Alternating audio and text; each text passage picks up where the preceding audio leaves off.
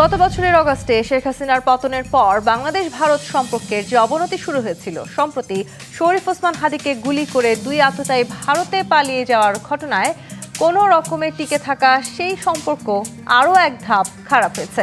এর মধ্যে রাজনৈতিক বক্তব্যে ঢাকার ভারতীয় হাইকমিশন ও ভারতের সেভেন সিস্টার্সে হামলার হুমকি এবং অন্যদিকে বিজয় দিবসে ভারতের প্রধানমন্ত্রীর বার্তায় বাংলাদেশের নাম না থাকায় চলমান উত্তেজনাকে আরও বাড়িয়ে দিয়েছে। ফলশ্রুতিতে গতকাল বুধবার জুলাই ঐক্য ব্যানারে মার্চ টু ইন্ডিয়ান হাইকমিশন কর্মসূচি পালনে রাস্তায় নামে জুলাই অভ্যুত্থানে অংশ নেয়া 101টি সংগঠন। এর আগে পিলখানা হত্যাকাণ্ডে ভারতের সম্ভাব্য সংশ্লিষ্টতার বিষয়টি সামনে আসার পর ফুঁসে ওঠে দেশের মানুষ। শুধু দেশের সাধারণ জনগণই নয়, এবার তীব্র প্রতিক্রিয়া জানিয়েছে সরকারও। সম্প্রতি ভারত সুষ্ঠু ও অংশগ্রহণমূলক নির্বাচন আয়োজনের বিষয়ে বাংলাদেশকে আহ্বান জানালে বুধবার পররাষ্ট্র উপদেষ্টা তৌহিদ হোসেন বলেছেন, নির্বাচন নিয়ে ভারতের নসিহতের প্রয়োজন নেই। তবে কি বারবার অংশগ্রহণমূলক নির্বাচনের কথা বলে ভারত আওয়ামী লীগকে পুনর্বাসনের ইঙ্গিত দিচ্ছে? না হলে ভারতের বিষয়ে অন্তর্বর্তী সরকারের এমন তীব্র প্রতিক্রিয়া কেন? ন্যায্যতার ভিত্তিতে বাংলাদেশ ভারত সম্পর্ক এগিয়ে নেওয়ার কোনো সুযোগ আছে সামনে? এসব নিয়েই আজকের রাজকাহন আলোচনায় স্টুডিওতে আছেন বিএনপির তথ্য সম্পাদক আজিজুল বারী হেলাল, গণফোরামের ভারপ্রাপ্ত সভাপতি অ্যাডভোকেট সুব্রত চৌধুরী এবং আছেন খেলাফত মজলিসের মহাসচিব ডক্টর আহমদ আব্দুল কাদের। স্বাগত জানাচ্ছি আজকের রাজকাহনে।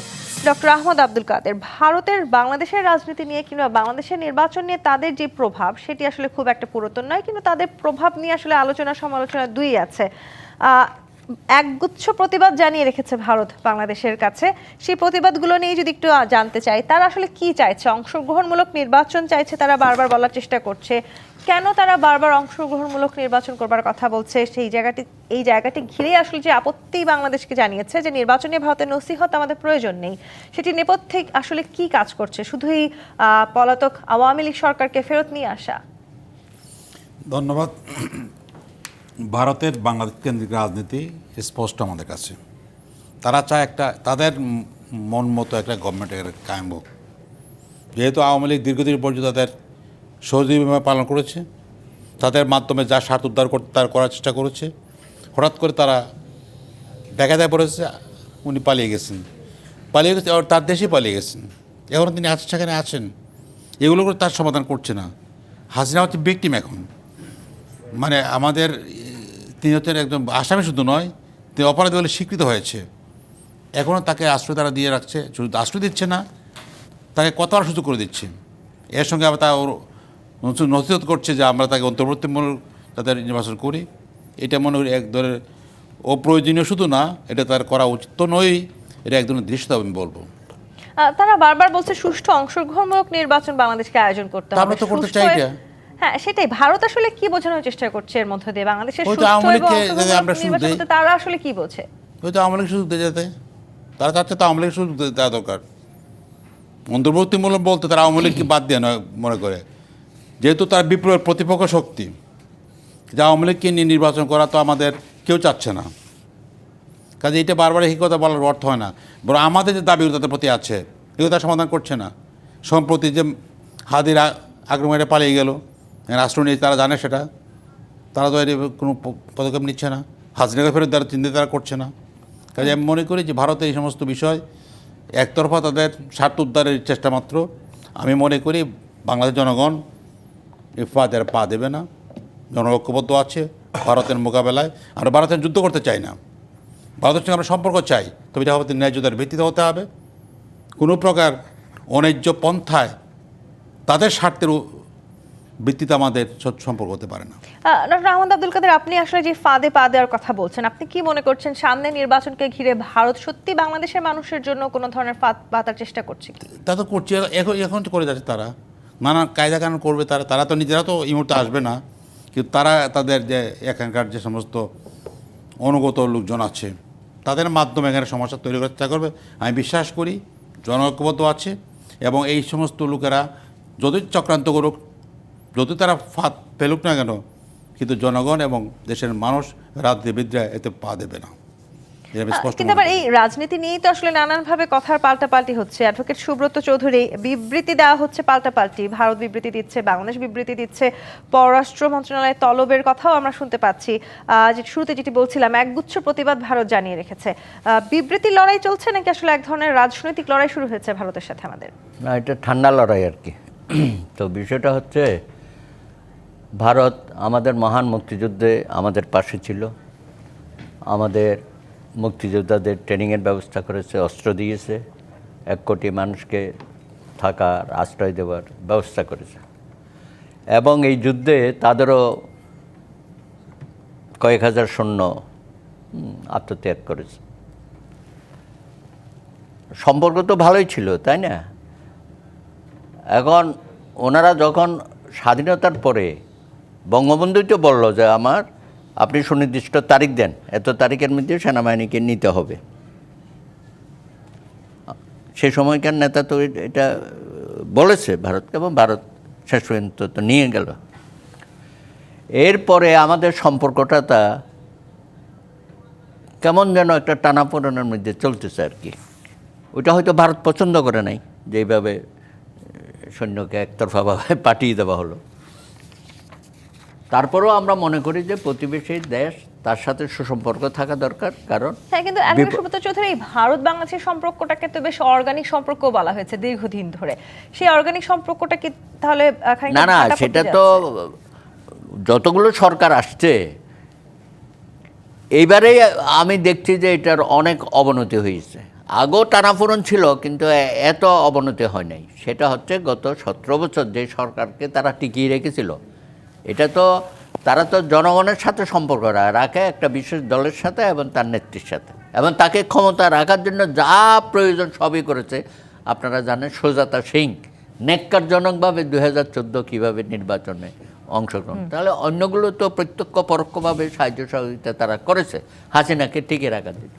এমনকি তারা বয়ান সৃষ্টি করেছে যে শেখ হাসিনা খুবই জনপ্রিয় নেত্রী, তাকে কোনোভাবে ক্ষমতার থেকে ফেলানো যাবে না, আপনারা গিয়ে সবাই মিলে নির্বাচন করেন, নির্বাচনের মাধ্যমে পরিবর্তন হবে। তো আমরা তো একবার নির্বাচন করেও দেখাইলাম যে দেখো, সে কিন্তু প্রতারণার আশ্রয় নিবে, সবসময় নিয়েছে।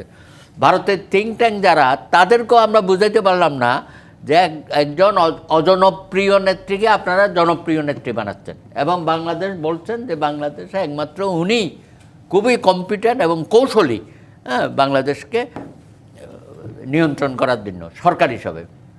কিন্তু সব কিছুই তো দেখা গেল যে তারা ভুল তথ্যের উপর এই সমস্ত সমর্থন তাকে দিয়েছে। আর সর্বশেষ যেটা করলো, 5ই আগস্টের পরে উনি পালিয়ে সেই ভারতেই আশ্রয় নিল। উনি তো বলল না যে না, ভারতে আশ্রয় দেওয়া যাবে না। 30,000 আওয়ামী লীগের নেতাকর্মী সেখানে আশ্রয় নিয়েছে পাসপোর্ট ভিসা ছাড়া, অবৈধ অনুপ্রবেশকারী। তাদের বিরুদ্ধে কোনো ব্যবস্থা নিলে না। দিব্যি তারা আরামায় এসে সেখানে দিনাতিপাত করতো। এমনকি আমি শুনেছি কলকাতায় নাকি আওয়ামী লীগের অফিসও একটা আছে, যেখানে তারা সবাই মিলিত হয়। তো এগুলোর কারণে আমাদের যে একটা সুসম্পর্ক গড়ে ওঠার সম্ভাবনা ছিল, সেটা কিন্তু ভারত এদেরকে আশ্রয় প্রশ্রয় দিয়ে এবং তাদেরকে সেখানে ভারতের মাটিকে ব্যবহার করতে, বিশেষ করে শেখ হাসিনা ওখানে বসে বক্তব্য দিচ্ছে, এখানকার তার নেতাকর্মীদের সাথে কথা বলছে, ওখানে বসে বিদেশে ইয়েতে ভার্চুয়াল বক্তৃতা দিচ্ছে, উস্কানিমূলক কথাবার্তা এখানে তৃণমূলের বলতে যে তোমরা তোমাদের কাজ করো, হত্যাকাণ্ড সংগঠিত করে ইত্যাদি বলে বেড়াচ্ছে। আমরা যেটা আশঙ্কা করি যে এরকম হত্যাকাণ্ডগুলো হইতে পারে, এবং এগুলো শেখ হাসিনার নির্দেশও। কিন্তু তাহলে যে বিবৃতি দেওয়া হচ্ছে পাল্টাপাল্টি, সেখানে আসলে এগুলো শুধুই কি আসলে কূটনৈতিক বিবৃতি নাকি আপনি কোনোভাবে এক ধরনের বড় রাজনৈতিক লড়াইয়ের দিকে যাচ্ছেন? হাদির হত্যাকারীকে ওখানে যে পালিয়ে গেল অমুক করে, তো এখন এত বড় বর্ডারে হয়তো অনেক কিছু যায়, কিন্তু ভারতে মৌন সম্মতি থাকতে পারে। সেখানে আমরা প্রশ্ন করছি যে আপনি আমাদের শেখ হাসিনা, তার বিরুদ্ধে রায় হয়েছে, তাকে ফেরত দাও। আমরা তাদের আসামিকে ফেরত দিছি না। তো তারপরে কামালকে ফেরত দেওয়ার কথা স্বরাষ্ট্রমন্ত্রী বলা হচ্ছিল যে ভারত যদি উদ্যোগ নেয় ফেরত দেবে, অথবা অন্য কোনো রাষ্ট্রে চলে যাবে। শেখ হাসিনা অন্য কোথাও চলে যাবে, এইসব কাজ ঠিক আছে, সে জাহার নামে যাকবা যাই করুক, সেটা প্রশ্নটা। প্রশ্নটা হচ্ছে ভারত কেন বারবার ভুলটা করে? সে জনগণের পালসটা বুঝবে না, 17 বছর ধরে তারা আমাদেরকে উল্টা বুঝায়। ভারত কি আসলে বাংলাদেশের জনগণের পালস বোঝার চেষ্টা করছে, নাকি তারা আসলে নিজেদের স্বার্থটাই বেশি আমার দেখার মনে হয় চেষ্টা তাদের করছে? কত ত্রুটি দুর্বলতা আছে। তারা কি অন্য কোনো শক্তির উপর বিশ্বাস স্থাপন করতে? কেন জিয়া রহমানের সময় কি সম্পর্ক খুব খারাপ ছিল? এরশাদের সময় কি সম্পর্ক খারাপ ছিল? অতিরিক্ত করতে গিয়ে তো সম্পর্কটা আমরা তো বিশ্বাস করতে পারছি না। এখন ভারতকে বলবো যে ভাই এনাফ, তুমি এখন আমাদের যারা ওখানে কি বলে এই সন্ত্রাসীরা আশ্রয় নিয়েছে তাদেরকে অবিলম্বে ফেরত দাও, এখানে যাদের রায় হচ্ছে তাদেরকেও তুমি আমাদেরকে ফেরত দিতে হবে। তো এইগুলো না করিয়া ধরেন আমাদের তো অনেক ব্যাপারে তাদের উপর নির্ভরশীলতা আছে। যেমন আমরা ফুড আইটেমগুলো পেঁয়াজ, রসুন, আদা, অনেক সময় মরিচ পর্যন্ত আমাদের আনতে হয়, চাল আনতে হয়। তারপরে এই যে মেডিকেলের যে একটা ফ্যাসিলিটিস, আমাদের জনগণ স্বল্প ব্যয়ে চিকিৎসা পায়, মানুষের একটা আস্থা আছে। হঠাৎ করে এর আগেও একবার ভিসা বন্ধ করেছে, তখন অবশ্য ভিসা সেন্টারে আক্রমণ হয়েছে, আগুন জ্বালিয়ে দিয়েছিল বিক্ষুব্ধ। কিন্তু যে অভিযোগগুলো এখন আবার এটা বন্ধ করাতে মানুষের কিন্তু আসলে কষ্ট হবে। আপনি যখন বলছেন যে বাংলাদেশের সন্ত্রাসীদেরকে আসলে ভারত কেন ফেরত দিচ্ছে না, সেই নিয়ে আসলে বাংলাদেশের এই বিবৃতি, কিন্তু একই সময় ভারত যখন বলার চেষ্টা করছে যে বাংলাদেশের কোনো চরমপন্থী গোষ্ঠী ঢাকায় ভারতীয় দূতাবাসকে নিরাপত্তা হুমকি তৈরির পরিকল্পনা করছে। আমি বলি যে ভাই আমার ভাইরা তরুণরা, আমাদের বাংলাদেশকে কারোর সাথে যুদ্ধ করার কোনো সক্ষমতা হয়েছে? আমরা কি দেখেছি কোথাও কোনো ফ্রন্টে? কিন্তু আমাদের ছেলেরা যেভাবে এই লং মার্চ করতেছে, আক্রমণ করতে, ইট পর্যন্ত খুলে নেওয়ার কথা বলতেছে, এগুলো আবার একটু অবশ্য দেখেন ভারতও কিন্তু আগরতলাতে আমাদের মিশন আক্রমণ করছে। আসবো আপনার কাছে আজিজুল বারী হেলাল। সুতরাং ঘটনা শেষ হচ্ছে না, আমরা চাচ্ছি এগুলো একটু পরিসমাপ্ত করো। চিকেন নেক নিয়ে আমরা অনেক কথা বলছি, একের পর এক আসলে ঘটনাবহুল হচ্ছে এই ভারত বাংলাদেশ সম্পর্ক, এবং অনেকেই এখন বলার চেষ্টা করছেন যে হয়তো হঠাৎ করেই এক রাতের মধ্যে দিল্লি এবং ঢাকার এই যে সম্পর্কের রূপরেখা ছিল সেটি পাল্টে গেল কিনা এই বিবৃতির পরে। এবং বিশেষ করে এই যে চিকেন নেকের কথা বলছিলেন হাসান আব্দুল্লাহর যে বক্তব্য, সেই বক্তব্যকে ভারত বা দিল্লি আসলে খুবই গুরুত্বপূর্ণ বিষয় ভেবেছে এবং তারা সংবেদনশীল এই বক্তব্যকে তাদের কাছে খুবই প্ররোচনামূলক বলে মনে হয়েছে। কিন্তু বাংলাদেশের নির্বাচনের দিকে যদি আমি তাকাই, সেই সময় ভারতের যে প্রবল প্রভাব ছিল, তাতে করে আসলে অনেকেই মনে করার চেষ্টা করেন যে বিগত 3টি নির্বাচনে তাদের যে প্রকাশ্য জোরালো আপত্তি তারা তোলেননি, সে কারণে আসলে পশ্চিমা বিশ্বগুলো আপত্তি তোলার চেষ্টা করেনি, তাই কি? দেখেন, বাংলাদেশ স্বাধীনের পর থেকেই ভারতের একটা হেজিমনি বা আধিপত্যবাদ প্রতিষ্ঠার তাদের একটা চেষ্টা ছিল। কখনো সফল হয়েছে, কখনো সফল হয়নি। প্রথম অসফল হয় যে ভারতের সাথে প্রথম আমাদের সম্মুখ যুদ্ধ হয় 1979 সালের এবং 81 সালের তালপট্টি, দক্ষিণ তালপট্টি নিয়ে। তালপট্টি আপনার সমুদ্রে জেগে ওঠা জেলেদের আবিষ্কৃত একটা প্রায় 25,000 বর্গ কিলোমিটারের দ্বীপ। তার আমাদের জায়গায় প্রেসিডেন্ট জিয়াউর রহমান তখন দুই দেশের মধ্যে আলোচনা করে জয়েন্ট একটা বিবৃতি দিয়েছিল যে আপত্তি নিষ্পত্তি করতে হবে এবং এটা আদালত কর্তৃক, আন্তর্জাতিক আইন আদালত কর্তৃক। হঠাৎ করে ভারত এইখানে আপনার এবং নো ম্যানস ল্যান্ড হিসেবে ঘোষণা করা হয়। হঠাৎ করে ভারত 81 সালে সালেই আপনার আক্রমণ করে বসে, মানে আমাদের দক্ষিণ তালপট্টিতে সৈন্য পাঠায় দিয়ে কেড়ে নেই। তখন আবার প্রেসিডেন্ট জিয়াউর রহমানের নেতৃত্বে যে মাহবুব আলী খান, তখন নৌবাহিনীর প্রধান, আমাদের ভারপ্রাপ্ত চেয়ারম্যান তারেক রহমানের শ্বশুর মাহবুব আলী খান, তিনি তখন নৌবাহিনীর প্রধান ছিলেন, অ্যাডমিরাল মাহবুব আলী খান, সিলেটের মানুষ। ওনার নেতৃত্বে তখন নৌবাহিনী অ্যাটাক করেছিল ওখানে তালপট্টিতে, এবং ভারত কিন্তু সরে গেছিল ওইখান থেকে, নো ম্যানস ল্যান্ড ঘোষণা হয়েছিল। এইভাবে থাকে। এরপরে কিছু বিশেষজ্ঞ উল্টাপাল্টা কথা বলা শুরু করে যে এই দক্ষিণ তালপট্টি পানিতে ডুবে গেছে, আসলে অস্তিত্ব ছিল। এইসব কথা বলে ইতিহাস অনেক বড়।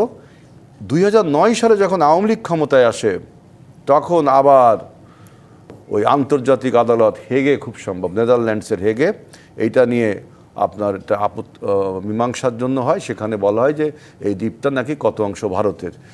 আবার 11 সালেও একই রকম করে ওই যে মানে ভারতকে দিয়ে দেয় দ্বীপটা, এরকমই অবস্থা। কিন্তু এটা নিয়ে আমাদের জল আপত্তি রয়েছে।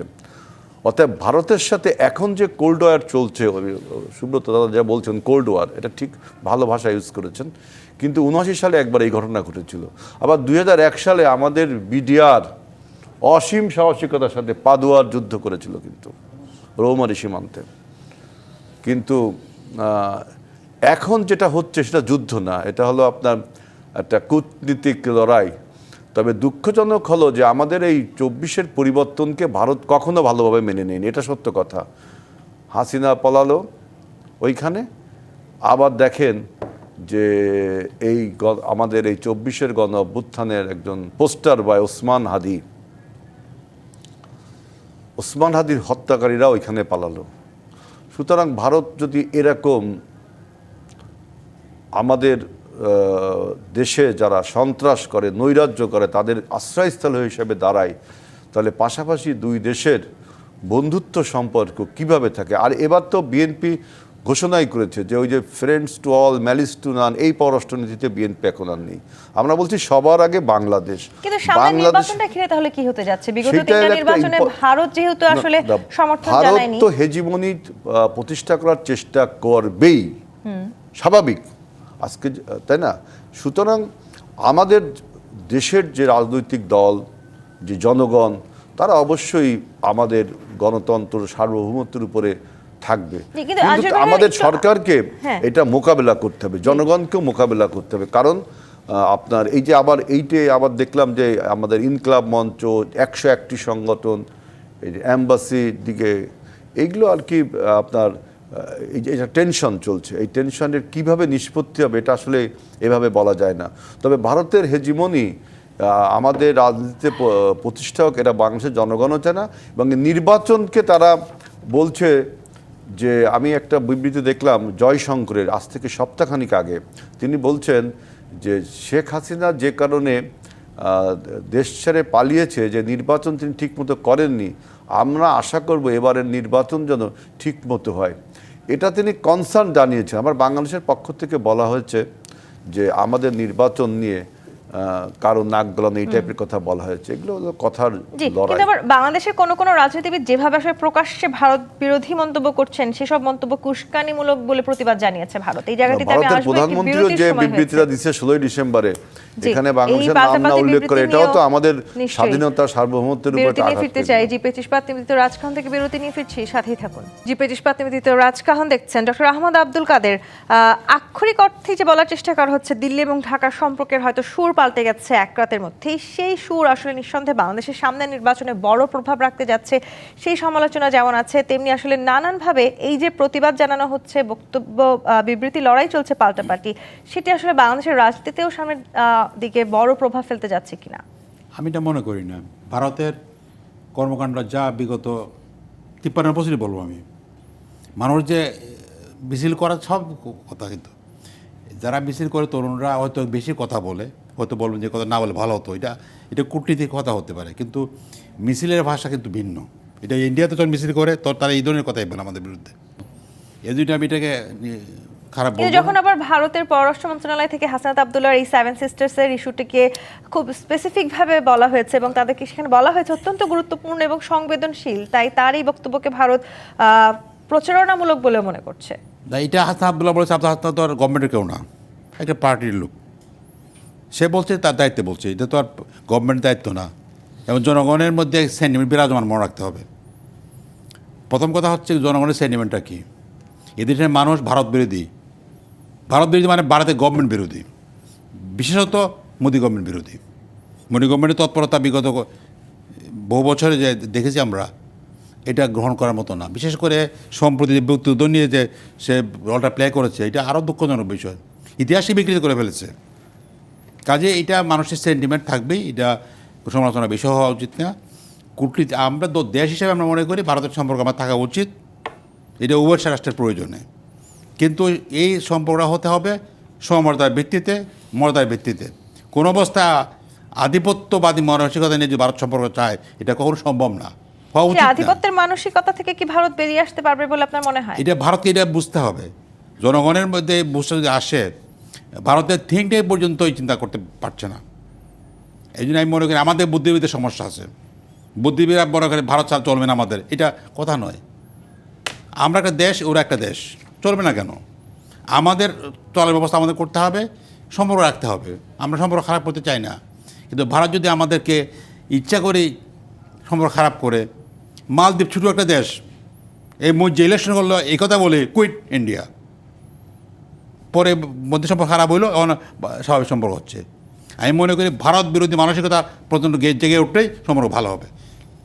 কিন্তু ভারতের সাথে আসলে এই যে যুদ্ধ মনোভাব, সেই না, যুদ্ধ করে সমাধান হবে না। জনগণ যদি সেন্টিমেন্ট প্রগাঢ় থাকে, ঐক্যবদ্ধ থাকে, ভারত যদি মনে করে যে এটা আমাদের জন্য ঝুঁকিপূর্ণ, তখন সম্পর্ক ভালো হবে।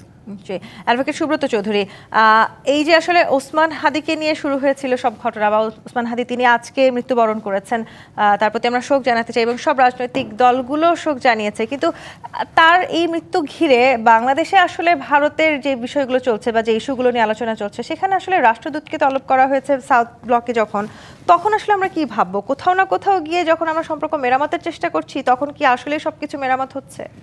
সমস্যা হয়ে গেছে কি, এইসব পাল্টাপাল্টির কারণে আমরা নিজের দেশের জনগণের প্রতি অবিচার করছি। হ্যাঁ, দেশকে উন্নয়নের পথে নিয়ে যাওয়া, জাতিকে ঐক্যবদ্ধ রাখা, দেশের সামগ্রিক বিষয়গুলো নিয়ে জনসম্পৃক্ততা বাড়ানো, এই কাজগুলো আমরা করতে পারছি না। এই সারাক্ষণে এই ধরনের কিছু উদ্ভট ইস্যু আমাদের সামনে চলে আসে। তো ভারতকে তো আমরা বারবার বোঝানোর চেষ্টা করতেছি, ভাই তোমরা ভুল পথে যাচ্ছ, তোমরা আমাদের ইন্টারনাল বিষয়ে নাক গলানোর দরকার নাই।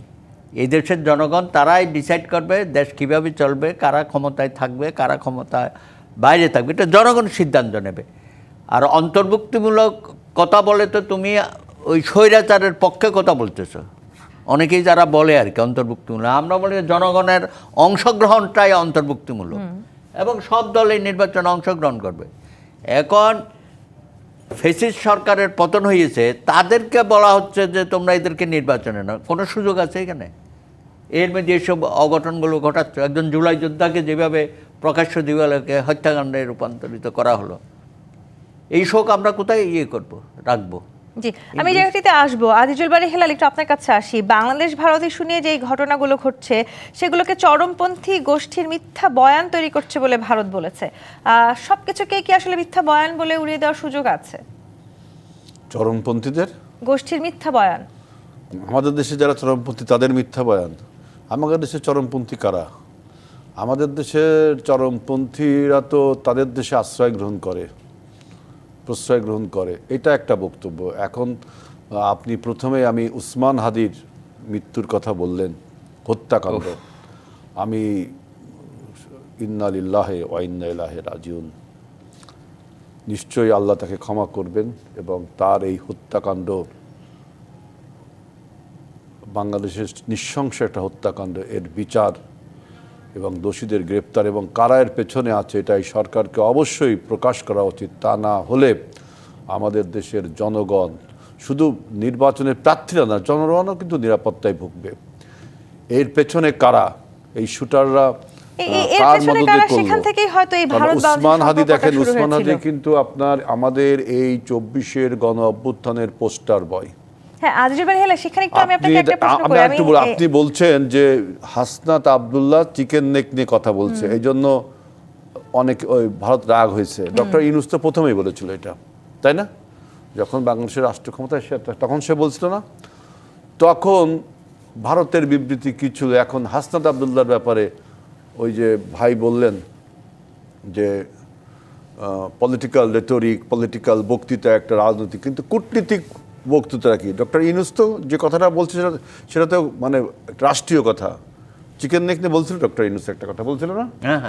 তখন তো এই রকম প্রতিবাদ হলো না। হাসনাত আব্দুল্লাহকে কেন প্রতিবাদ হলো? দ্যাট মিনস দেখেন যে আমাদের এই 24-এর গণ অভ্যুত্থানে আমরা যারা সমস্ত রাজনৈতিক দল যারা সম্মুখের নেতৃত্ব দিচ্ছে, তাদেরকে তাদের ক্যারেক্টার অ্যাসাসিনেট করা, তাদেরকে হুমকি দেওয়া, থ্রেট দেওয়া, এটা কে করছে, কারা করছে? আহমদ আব্দুল কাদের একটি কথা বলছিলেন, যখন হাসনাত আব্দুল্লাহরা আসলে চিকেন নেক নিয়ে কথা বলছেন, সেটা তো আসলে সরকারি বক্তব্য নয়। সেক্ষেত্রে আসলে এই বক্তব্যগুলোকে কেন এত বেশি সংবেদনশীল, এত বেশি গুরুত্বপূর্ণ? না, আমার বক্তব্য যখন ইউনূস বলল তখন কেন সংবেদনশীল হলো না? ওটা তো রাষ্ট্রীয় বক্তব্য, ওটা তো অফিসিয়াল বক্তব্য। ডক্টর ইউনূসের বক্তব্য অফিসিয়াল বক্তব্য, হাসনাত আব্দুল্লাহর বক্তব্য তো পলিটিক্যাল একটা বক্তব্য, তাই না? আর সে ওই মাপের পলিটিক্যাল লিডারও না, যে সে ওই দলের প্রধানও না, সে কিন্তু ওই দলের প্রধানও না। সুতরাং আমাদের এই 24-এর গণ অভ্যুত্থানে যারাই নেতৃত্ব দিয়েছে, আপনি বিএনপি বলেন, জামাত বলেন, বা অন্য অন্য দল, আমাদের গণফোরাম সহ আরও আপনার নাগরিক ঐক্য, গণতন্ত্রের মঞ্চ, যত রাজনৈতিক দল এবং আমাদের এনসিপি, সবার জন্য একটা থ্রেট হয়ে গেছে যে আপনার ওসমান হাদির মৃত্যু। এই জায়গাটিতে এবং আমরা বিরতি থেকে আমাদের এসে আলোচনা করতে এরশাদুল্লাহ, চাই। আমাদের নিশ্চয়ই চট্টগ্রামের এক নেতা, ওসমান হাদির তার এই উপরে মৃত্যু আসলে আক্রমণ। আমাদেরকে কি বার্তা দিয়ে গেল? যারা এই হত্যাকাণ্ড ঘটালো, তার মানে তারা আসলে নিজেদেরকে জয়ী ভাববে এবং তারা এরপরে তাদের অন্য আরো যেই টার্গেট কিলিং এ তারা নেমেছে, সেই টার্গেটগুলো কারা হতে যাচ্ছে? এই জায়গাটিতে আসবো, একটি বিরতি নিয়ে ফিরতে চাই। জিপিএস ইস্পাত নিবেদিত রাজখান থেকে আরেকটি বিরতি নিয়ে ফিরছি, সাথেই থাকুন। আর একবার আমন্ত্রণ জিপিএস ইস্পাত নিবেদিত রাজখান। দর্শক, বিরতিতে যাওয়ার আগে যেমনটি আপনাদেরকে বলছিলাম, জুলাই বিপ্লবী ওসমান হাদির মৃত্যু হয়েছে এবং তিনি তফসিল ঘোষণা ঠিক পরদিনই গুলিবিদ্ধ হয়েছিলেন। কি বার্তা আসলে আমাদেরকে দিয়ে গেল? আজিজুল বারী হেলাল, একদম সুস্পষ্টভাবে আমরা দেখেছি যে পলাতক ফ্যাসিস্ট সরকারের যারা শীর্ষস্থানীয় নেতাকর্মী আছেন, তারা ভিন্ন দেশে বসে আমাদেরকে নানানভাবেই বারবার এই ধরনের হুমকিগুলো দিচ্ছিলেন এবং এই হুমকিগুলোকে তারা টার্গেট কিলিং বলা হয়েছে এবং দীর্ঘদিন আসলে সময় নিয়ে এই ঘটনাগুলো ঘটানো হচ্ছে এবং সেই টার্গেট কিলিং এর একটা লিস্টও আছে, অনেকে সেই লিস্ট নিয়েও আলোচনা চলছে। সরকারের হাতে কি তাহলে কিছুই ছিল না? বা আসলে যারা এই আইন শৃঙ্খলা নিরাপত্তার দায়িত্বে ছিলেন তারা কোথায় ছিলেন? সামনে যারা নিরাপত্তা নিশ্চিত করার কথা বলছেন, তাদের নিরাপত্তাটা তাহলে নিশ্চিত হলো কিনা? দেখেন, এই ওসমান হাদি আমাদের আন্দোলনের পোস্টার বয়, তার এই হত্যাকাণ্ড কিন্তু আমাদের গণ অভ্যুত্থানের উপর একটা প্রচণ্ড আঘাত, গণ অভ্যুত্থানের সফলতার উপর একটা প্রচণ্ড আঘাত। এই আঘাতে আমরা প্রথমেই বলি যে সরকারের সিকিউরিটি এখানে টোটালি ফেল করেছে, সিকিউরিটি মেজার নিতে পারেনি সরকার। এটা সরকারের সিকিউরিটি ব্রাঞ্চ বলেন, যাই বা, তারা ফেল করেছে। এখন যদি আপনি এইটার দোহাই দিয়ে আমাদের আভ্যন্তরীণ শৃঙ্খলা ভেঙে পড়ে, এমন কোনো বিক্ষোভে হয়, সেই বিক্ষোভে আবার যদি পুলিশ সংঘর্ষে জড়িয়ে যায়, তাহলে বুঝছেন আমরা কোন বিপদে পড়তে যাচ্ছি।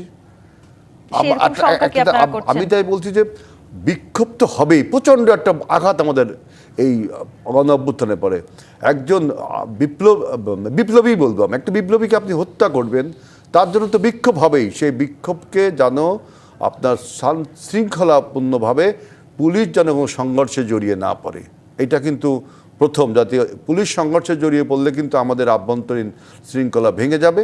আমি যে পুলিশকে কৌশলী হয়ে এই বিক্ষোভ কিন্তু হবে, এটা কিন্তু মানুষের একটা বিক্ষোভ হয়, একটা লোক হত্যাকাণ্ড হলে বিক্ষোভ হবে, সেটাকে পুলিশ তার বুদ্ধিমত্তা দিয়ে, আমাদের সিকিউরিটি ব্রাঞ্চ বুদ্ধিমত্তা দিয়ে করবে।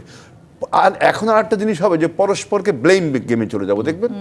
এই যে ব্লেম গেম করলে হবে কি, যে সমস্ত লোকটা আপনার হত্যা করলো, এর পেছনে যারা ইন্ধন দিল, তারা কিন্তু নিষ্কৃতি পেয়ে যাবে।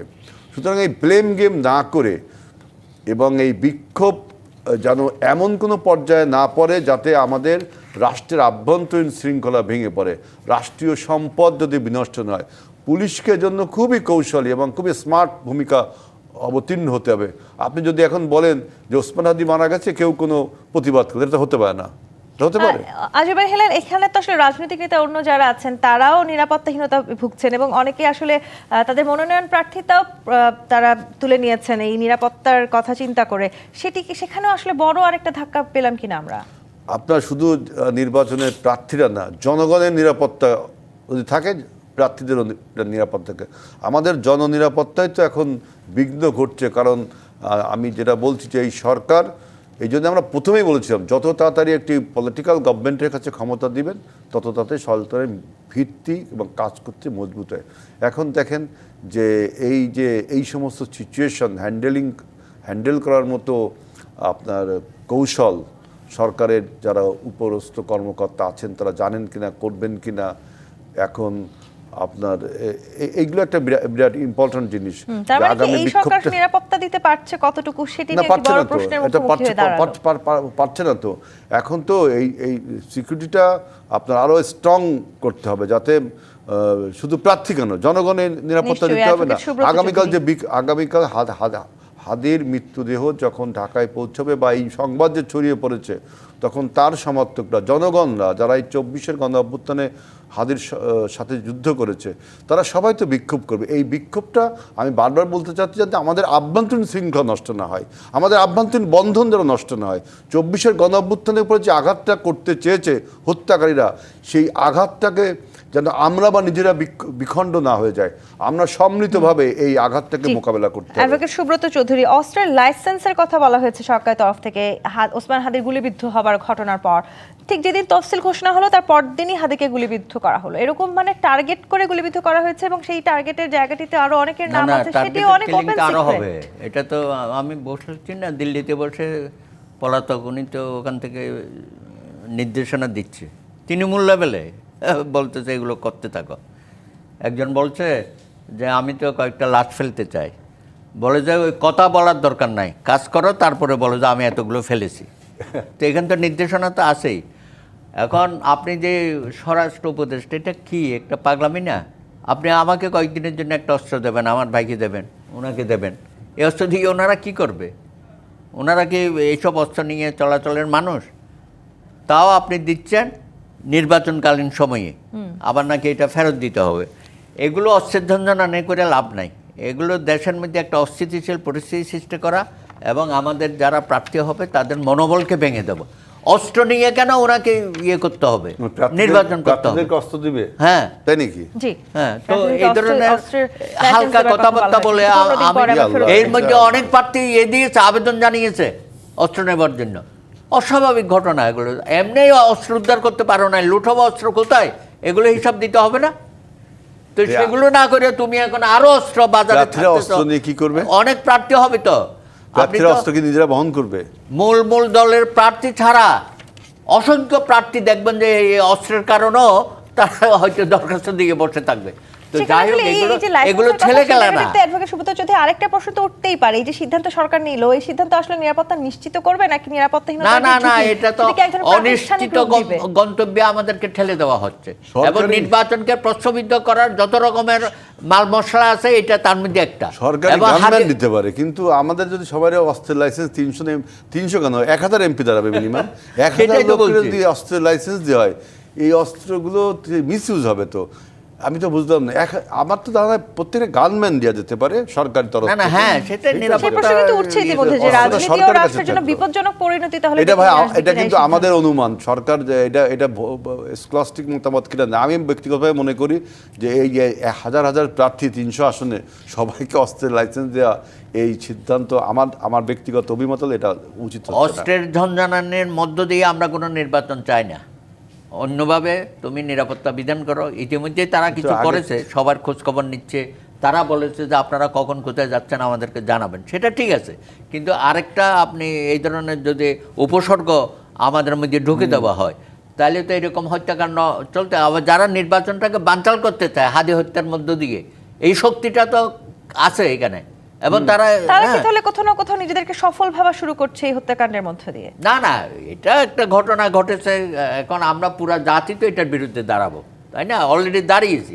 সুতরাং বাংলাদেশে এই ধরনের হত্যাকাণ্ড এবং এই জুলাই যোদ্ধাদের উপর যে হামলা, সেটা উনি বলেছেন যে এই চ্যালেঞ্জটা আমাদের নিতে হবে।